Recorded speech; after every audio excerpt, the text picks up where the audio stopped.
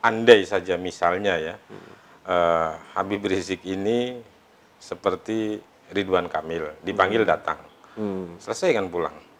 Seperti Pak Anies Baswedan misalnya, panggil pulang. Reza Patria dipanggil pulang kan. Dan yang lain kan banyak kan gitu. Karena kan waktu itu kan prosesnya adalah masih proses pengumpulan atau klarifikasi ya, bukan pemanggilan dalam konteks pro justisia, masih mencari fakta informasi. Andai itu dilakukan, keteladanan itu diperagakan, saya kira tidak akan seperti ini. Tidak akan terjadi.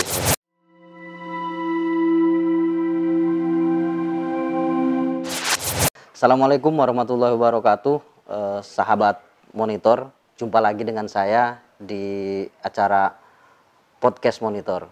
Nah, kali ini formatnya agak berbeda dan agak santai. Karena biasanya kita di studio, nah kita di luar studio, tepatnya saya berada di kantor Setara Institute. Nah, di tengah-tengah kita sudah hadir Mas Ismail Hasani. Beliau adalah Direktur Setara Institute. Assalamualaikum, Mas. Waalaikumsalam. Sehat ya? Alhamdulillah. Alhamdulillah. Sehat. Langsung aja nih, Mas. Kita ngobrol-ngobrol topik kita santai. Kita mungkin pertama ingin ngobrol soal, ya ini ada peristiwa yang ya sungguh sangat memilukan kita semua lah. Ya, kita juga sangat menyesalkan adanya korban tewas dari Laskar Front Pembela Islam, kejadian kemarin Senin pagi. Polisi sudah menyampaikan keterangan pers bahwa kejadian tersebut dipicu oleh adanya serangan. Kemudian pihak FPI juga melalui sekumnya, Pak Munarman sudah memberikan bantahan bahwa anggotanya tidak dibekali senjata tajam, senjata api, dan tidak ada penyerangan. Ya, kita tidak tahu lah, karena itu mungkin bagian dari proses mencari pembenaran. Tapi yang paling terpenting adalah ya kita tentu sebagai masyarakat menunggu dan ingin mencari tahu sebenarnya kebenarannya kan seperti apa. Tapi itu mungkin proses, karena tim juga sudah dibentuk, tim independen. Mudah-mudahan ya kita dorong aja supaya akuntabel, transparan, dan ya seadil-adilnya.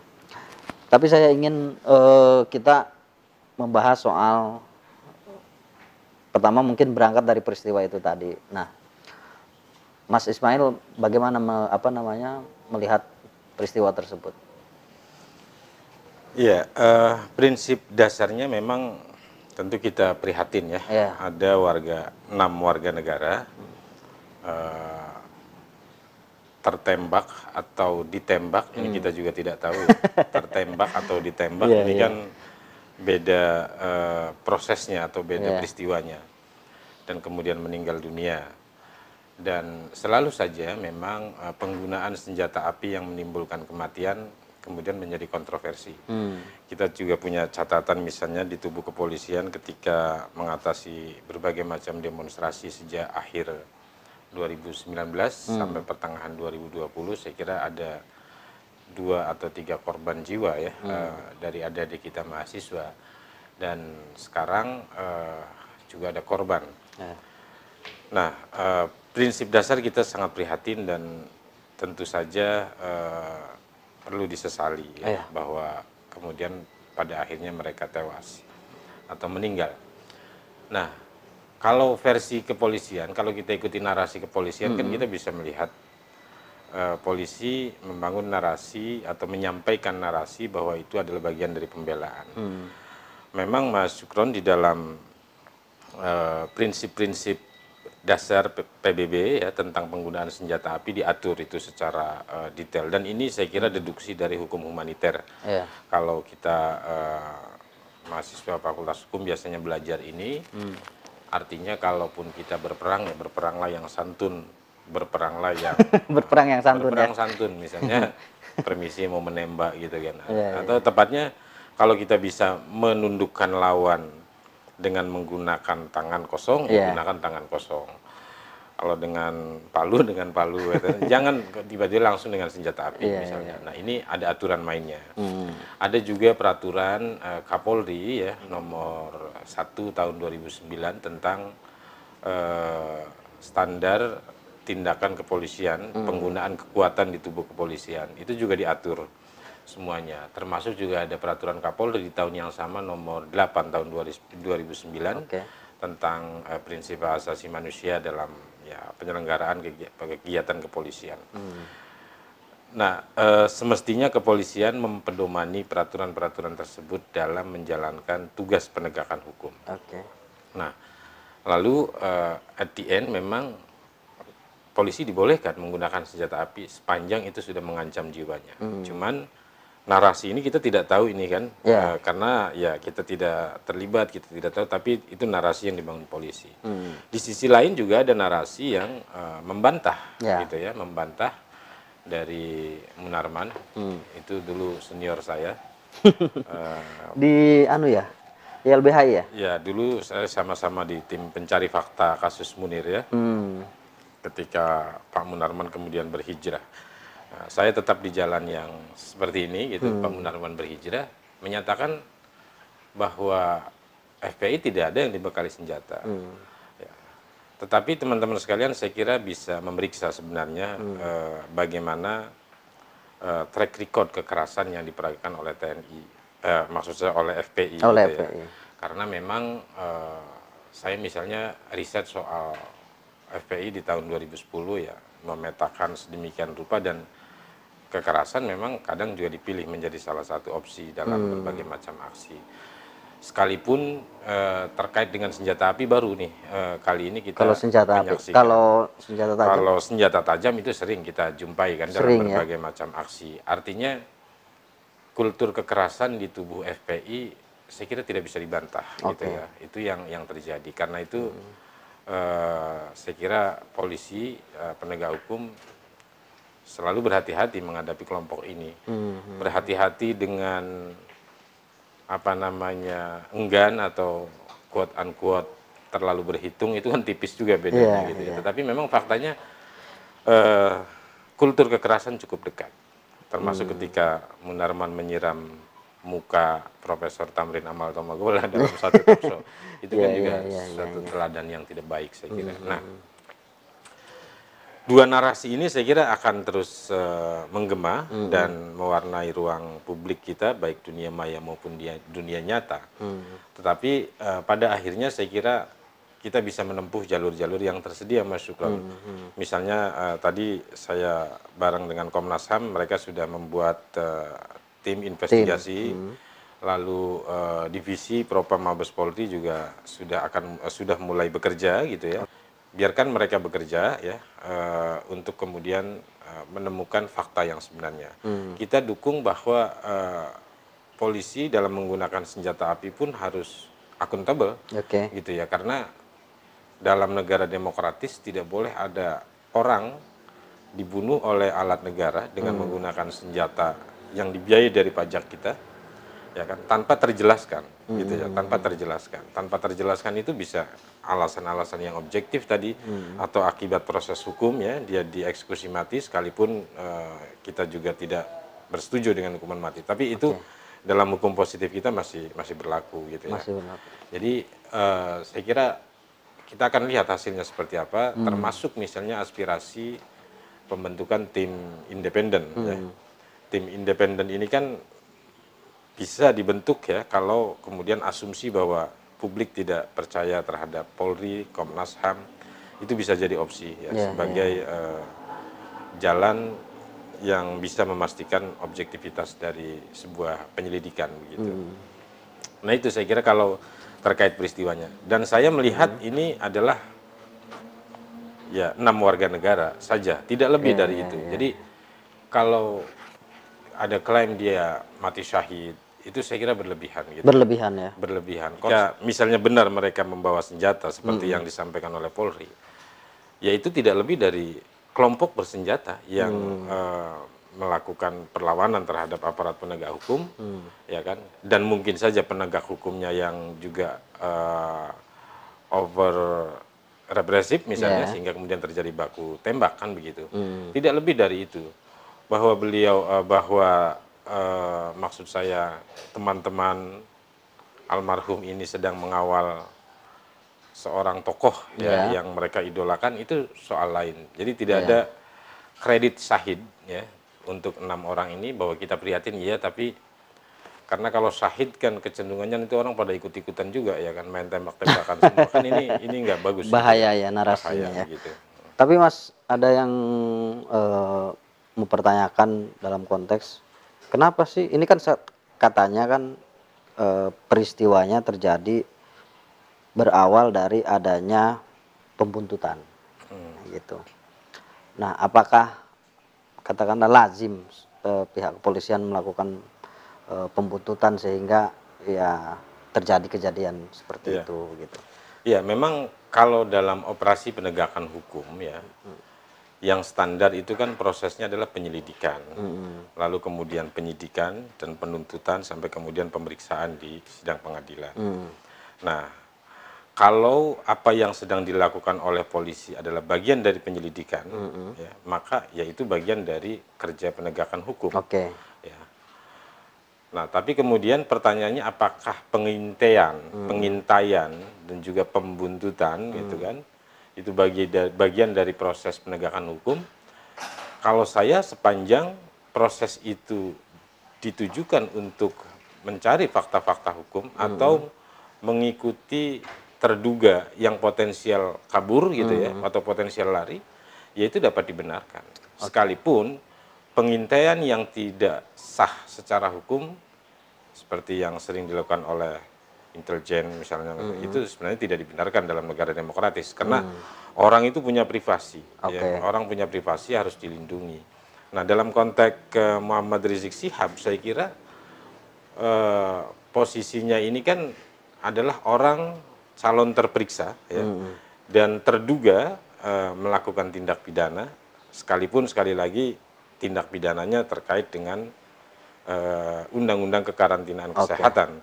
Tetapi kan sebenarnya beliau juga mempunyai persoalan hukum yang lain, ya, yang juga belum clear statusnya sebenarnya dari berbagai macam laporan. Jadi saya termasuk yang berpendapat bahwa penyelidikan yang sedang dilakukan oleh Polri dapat dibenarkan gitu ya, karena memang ya dalam kerangka penegakan hukum. Itu satu hal.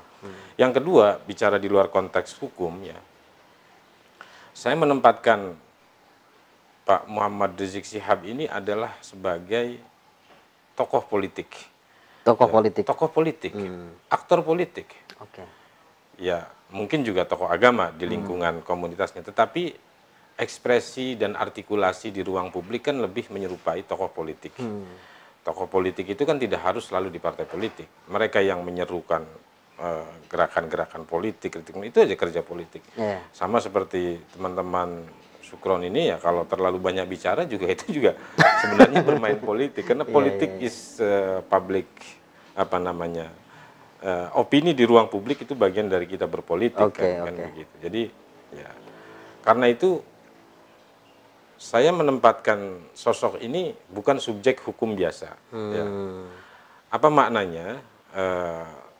Ya karena tadi satu, track record kekerasan yang melekat, track record kabur-kaburan, itu juga yang menjadikan kemudian nggak bisa dong dia diperlakukan seperti manusia biasa yang tidak pernah berbuat salah atau melakukan tindak pidana tertentu lalu tidak boleh diselidiki kan begitu kan. Nah, oleh karena itu secara politik saya kira, dan saya yakin hampir sebagian besar tokoh-tokoh politik juga diikuti kan begitu. Mungkin teman-teman media juga pasti diikuti kan gitu kan. Tetapi itu tentu tidak dibenarkan secara hukum karena itu melanggar privasi kita. Tapi politically itu menjadi praktek ya ya dalam banyak hal lah saya kira. Nah, apakah itu melanggar? Ya tentu melanggar dan tidak diperbolehkan kan begitu. Kecuali tadi untuk tujuan-tujuan penegakan hukum. Bisa dikatakan sebenarnya kejadian yang menimpa teman-teman EPI yang 6 orang ini yang meninggal ini sebenarnya juga ya bisa dikatakan ini korban juga sebenarnya ya, dalam tanda kutip ya, korban Oh ya. apa namanya, ya saya nggak tahu gitu kan. Habib selalu mangkir gitu kan, Ya. karena kan sebenarnya di hari Senin itu dia ada jadwal pemeriksaan jam 10 pagi gitu Ya, kan. ya. Nah, sementara di jam itu kurang lebih pukul 00 sampai 1 itu masih di luar Jakarta, di Karawang gitu kan. Ya sehingga kemudian ya terjadilah hal seperti ini gitu kan. Nah, kadang kan ini terutama bagi pendukungnya Habib Rizik misalkan, selalu mereka memainkan narasi bahwa eh, terlalu politis lah ke Habib Rizik dan lain sebagainya gitu. Nah, Mas sendiri melihat seperti apa? Iya, kalau 6 orang ini sebagai tumbal ya atau martir, Iya, martir. ini memang ya saya kira semua orang nggak bisa membantah ya. Iya. Andai saja misalnya ya Habib Rizik ini seperti Ridwan Kamil dipanggil datang, selesai kan pulang. Seperti Pak Anies Baswedan misalnya, panggil pulang. Reza Patria dipanggil pulang kan. Dan yang lain kan banyak kan gitu. Iya, Karena iya, kan iya. waktu itu kan prosesnya adalah masih proses pengumpulan atau klarifikasi ya, bukan pemanggilan dalam konteks pro justisia, masih Iya. mencari fakta informasi. Andai itu dilakukan, keteladanan itu diperagakan, saya kira tidak akan seperti ini. Tidak akan terjadi seperti itu. Tapi kan yang terjadi kan berbeda gitu kan. Selain juga provokasi melalui mimbar keagamaan yang dilakukan, terus-menerus kerumunan di beberapa titik, dan termasuk menebarkan kecemasan saya kira terkait dengan status kesehatan beliau kan begitu. Itu juga termasuk bagian yang saya kira menjadi prakondisi kemudian para pengikutnya menjadi semakin militan ya, semakin militan, melakukan pengawalan dan seterusnya dan seterusnya. Ini satu saya nggak mengatakan drama, tetapi ya satu rangkaian peristiwa yang sebenarnya bisa dihindari. Bisa dihindari Bisa ya. dihindari kalau kemudian seperti pimpinan-pimpinan ormas yang lainnya ya, kalau kena COVID ya declare kena COVID, tinggal isolasi mandiri, selesai kan begitu. Nah tapi ini kan yang terjadi tidak, kabur sana kabur sini dan maksud saya bukan saya tidak prihatin dengan kondisi kesehatan beliau ya, Iya. tetapi kalau keteladanan itu ada, maka tidak akan ada, Mas Syukron, ini 6 korban jiwa kan begitu, 6 korban jiwa ini. Jadi ya kalau disebut martir ya kan, tetapi sekali lagi mereka adalah sekelompok anak muda bersenjata ya, tidak sedang menjalankan jihad di jalan Allah, Iya. di jalan Tuhan gitu. Karena itu nggak dapat itu kredit syahid kalau menurut saya. Sekalipun saya bukan ahli agama, tapi ya logika publiknya tidak ketemu di situ kalau kemudian kita mengafirmasi bahwa itu adalah para syuhada begitu kan. Begitu.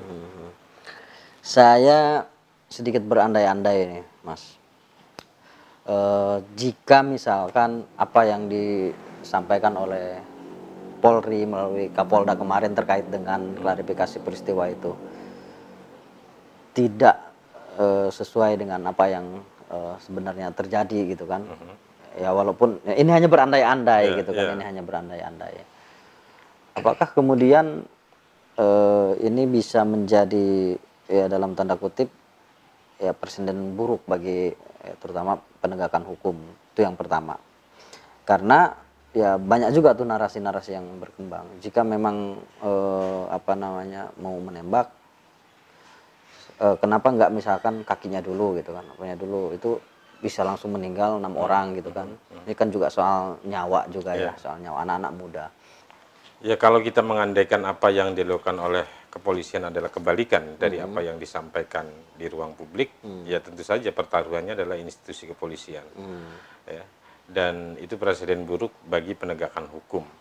Ya artinya ya orang kemudian bisa mengaitkan Polri selama ini juga melakukan pola serupa kan begitu.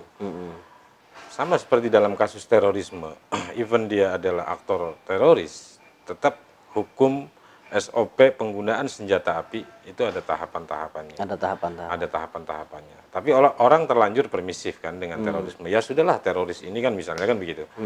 Dan ini pun sebagian orang juga mengatakan, ya sudahlah FPI ini gitu. Nah itu yang juga tidak boleh gitu. Karena hak asasi manusia tidak pernah memandang orientasi politik, orientasi predikat kriminal atau bukan, tetap dia punya seperangkat hak yang harus dilindungi. Nah oleh karena itu saya kira menjadi penting tadi, saya menyebutnya alternatif report gitu ya. Laporan-laporan alternatif yang nanti misalnya dirilis oleh Komnas HAM, dirilis oleh Ombudsman barangkali kalau akan melakukan, memeriksa prosedur-prosedur itu, atau bahkan nanti kalau jadi dibentuk tim independen pencari fakta gitu ya, atas kasus ini, itu yang akan membuktikan. Gitu ya. Apakah kemudian Polri telah menyimpangi SOP yang dia buat sendiri atau justru ya memang benar adanya apa yang disampaikan kan begitu. Dan ini bukan pertaruhan kecil Mas Syukron saya kira karena kemudian nanti racikan politiknya juga menjadi lebih kencang lagi kan begitu. Betul. Nah karena itu saya mengatakan ini dua isu yang harus dipisahkan.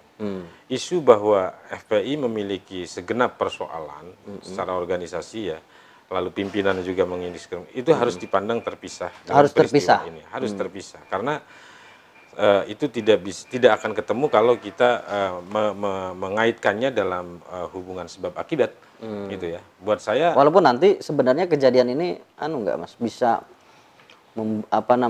ya tidak fokus pada apa yang menjadi tuntutan, apa yang menjadi penyelidikan awal polisi kan ini terkait Habib Rizik nih yang tadi itu melanggar undang-undang kekarantinaan itu kan gitu. Ya, tetap harus dipandang terpisah dan tidak bisa sebab akibat. Pertama, kenapa saya katakan terpisah? Satu, peristiwanya berbeda, ya kan. Satu peristiwa baku tembak atau penembakan atau tertembak, yang itu aktornya adalah negara. Ya. Aktor terduganya kan ini negara nih, yang dalam hal ini adalah polisi, kan gitu kan. Itulah yang akan dimintai pertanggungjawaban. Nah, yang lain ada juga peristiwa tindak pidana yang aktornya adalah misalnya Habib Rizik ini, kan begitu kan. Ini sesuatu yang harus dipandang terpisah, tidak bisa dikaitkan sebagai hubungan kausalitas, karena tidak akan ketemu. Selain subjeknya berbeda, topiknya berbeda, jenis tindak pidana dan atau jenis dugaan tindak pidananya juga berbeda, karena itu harus diperlakukan berbeda. Sekalipun dalam narasi politik pasti ini akan menyatu gitu. Tapi kan saya merasa berkepentingan untuk meyakinkan sebanyak mungkin orang agar memandang ini terpisah, sehingga dua-dua pihak tetap bisa dimintai pertanggungjawaban. Saya menyambung nih, andai-andainya lagi saya nyambung. Memang paling enak kalau mengandai-andai. Kan enak kalau mengandai-andai. Jadi saya mengantisipasi. Jadi saya mengandai-andai lagi, apa yang disampaikan polisi itu adalah memang faktanya seperti itu gitu kan. Ya, oleh karena itu sebenarnya ketika setidaknya 3 peristiwa ya. Pertama penjemputan di bandara, lalu ceramah di Tebet, di Megamendung, dan terakhir di nikahan anaknya itu, ada 4 peristiwa ini negara memang gagap, Mas Syukron ya. Ketika itu hampir tidak ada yang bersuara. Saya ingat betul yang hanya satu organisasi keagamaan Islam yang protes terhadap Polri, dan kemudian kita setara juga memprotes kenapa negara diam gitu kan, menyaksikan peragaan pelanggaran serius. Kenapa pelanggaran serius? Karena ada gium keselamatan rakyat adalah hukum yang tertinggi, dikangkangi, diingkari, dilanggar, dan seterusnya, dan seterusnya. Tapi negara diam. Nah, karena itu saya mengatakan ini adalah episode terbaik untuk negara untuk menegakkan hukum, ya, memperlakukan semua orang sama di hadapan hukum. Kenapa episode terbaik? Ya mumpung pulang kan begitu kan. Kan kemarin kan pergi gitu kan. Nah, pas pulang ini, dan ternyata pulang ini bukan nambah santun gitu ya, tetapi nambah ruwet, semakin menjadi-jadi ya, dan saya kira membahayakan bagi kohesi sosial umat, saya kira itu Mas Syukron. Karena bagaimana saya memang tidak berkompeten lah menilai Habib, tetapi kalau kita merujuk misalnya membanding dengan Habib-Habib lain kan jelas itu 180 derajat bagaimana teladan yang diperagakan olehnya kan begitu. Karena itu seperti yang tadi saya ingatkan, kalaupun kita sekarang mata kita diarahkan ke kepolisian yang melakukan penembakan membabi buta misalnya, tapi jangan lupa kita tidak boleh permisif sehingga seolah-olah membenarkan semua apa yang dilakukan oleh Habib Rizik dan juga para pengikutnya, kan begitu, dan organisasinya. Itu jangan sampai lupa itu, karena itu tadi itu peristiwa yang berbeda. Jadi ini momentum terbaik untuk kemudian negara terus hadir, bahwa ada dugaan katakanlah ya penyimpangan SOP itu konsekuensi dari tindakan polisional. Selalu ada potensi itu, sama seperti mengawal demonstrasi kan selalu kemudian ada. Saya yakin tidak ada niatan ya untuk, karena hari gini Mas orang aparat kepolisian itu udah sangat berhati-hati, gitu ya. Ya belajar dari pengalaman 98 dan peristiwa-peristiwa pelanggaran HAM sebelumnya itu sangat hati-hati mestinya gitu kan. Dan saya yakin para pimpinan mengingatkan itu terus-menerus. Tetapi ya itu konsekuensi dari tindakan polisional, dan ya memang kalau memang ada yang salah ya harus dihukum, itu saja. Tetapi proses penegakan hukum tidak boleh berhenti. Itu karena kalau sekali berhenti, ini pada episode ini selesailah. Jargon negara tidak boleh kalah itu ya memang jadi jargon. Itu kan jargon dari zaman Pak SBY. Kata-kata itu negara tidak boleh kalah, negara tidak boleh kalah. Tetapi menghadapi organisasi semacam FPI kan tidak pernah tuntas, kan begitu. Kenapa ya? Saya kira banyak analisa di balik itu kan. Ya, mungkin terakhir Mas, ini pertarungan hari ini soal narasi nih, soal narasi ya versi polisi dengan versi apa namanya FPI soal kejadian tersebut. Ya kemudian merembet ke soal-soal lain lah, terutama hubungan antar Habib Rizik dengan pemerintah. Saya ingin bagaimana sih biar masyarakat itu paling tidak melihat problem ini, bagaimana masyarakat itu harus melihat problem ini secara utuh begitu kan, biar tidak misalkan hanya sebatas oh iya nih ini ya mohon maaf gitu kan, aparat misalkan zalim rezim inilah itulah gitu kan. Ya kemudian ada juga kelompok yang lain misalkan ya udah wajar gitu kan, karena memang ya, FPI begini begitu. Nah ini masyarakat biar melihat, karena ini juga agak sensitif sebenarnya ini persoalan ini gitu kan. Itu bagaimana? Ya saya kira pertama-tama yang harus didudukan Mas Sukron adalah bahwa peristiwa ini bukan konflik FPI versus negara. Itu nggak ada itu konflik. Jadi tidak ada konflik ya? Tidak ada konflik. Itu nggak apple to apple ya. Jadi kalau ada yang minta rekonsiliasi apa? Antara siapa dengan siapa, begitu kan? Kalau kami pernah menyerukan misalnya ada proses dialog antara Papua dan Jakarta gitu kan, ada kesejarahannya. Papua Jakarta kan begitu kan, dialog kita dorong. Dan itu apakah equal? Ya secara hukum ketatanegaraan memang tidak equal. Satu negara satu ya elemen yang mengklaim di masa lalu menjadi sebuah negara misalkan gitu. Nah ini kalau FPI dengan negara ya nggak ada ketemunya. Yang satu ormas ini satu juga tidak terdaftar, sekalipun itu bukan isu ya dalam konteks ini ya, karena orang berhak untuk berorganisasi ya, itu hak yang dijamin oleh konstitusi, mau terdaftar mau tidak berorganisasi itu hak. Ini ormas sama dengan ormas-ormas yang lain ya kan, tiba-tiba minta rekonsiliasi dengan negara.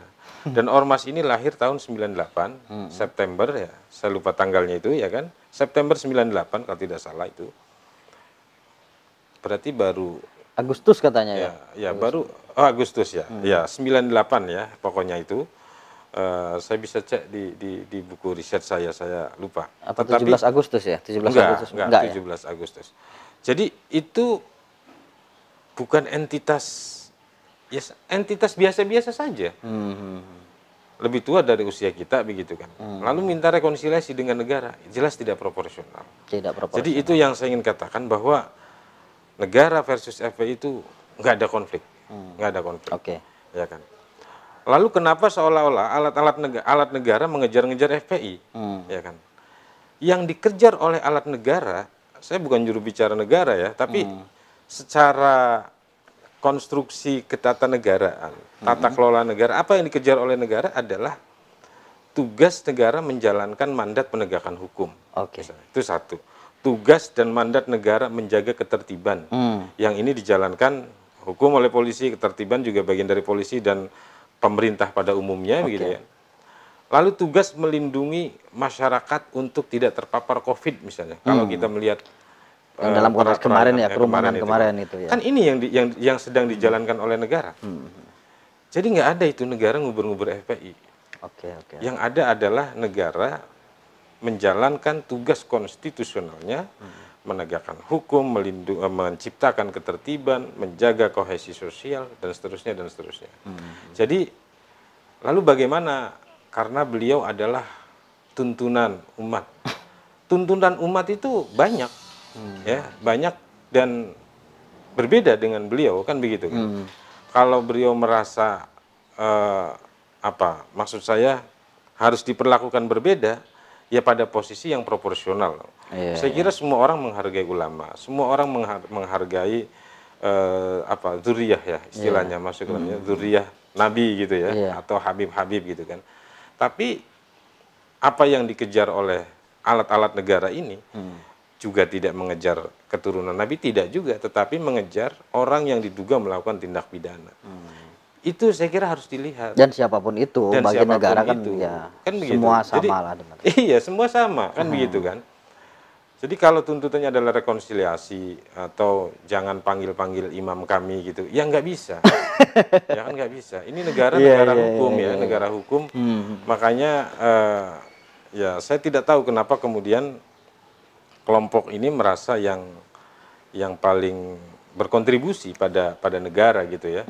Ya saya tidak bermaksud mengungkit peran masing-masing pihak, tetapi prinsipnya adalah ya kita perlakukan semua orang sama, setara di hadapan hukum, kan begitu. Jadi apa yang dikejar oleh negara adalah tindak pidana, kan begitu. Dan itu memang harus dipertanggungjawabkan. Siapapun itu. Siapapun itu. Oke, siap. Terima kasih, Mas. Terima kasih, Mas Gibran. Sukses selalu. Luar biasa nih pencerahannya. Ya. Baik, sobat-sobat monitor, demikian pembicaraan saya dengan Direktur Eksekutif Setara Institut, Pak Ismail Hassani. Poinnya adalah semua orang, semua warga negara sama di mata hukum, siapapun itu. Kita jumpa lagi di acara podcast Monitor di edisi-edisi yang selanjutnya. Terima kasih, jangan lupa tetap jaga kesehatan, like, komen, dan subscribe channel YouTube Monitor.id. Assalamualaikum warahmatullahi wabarakatuh.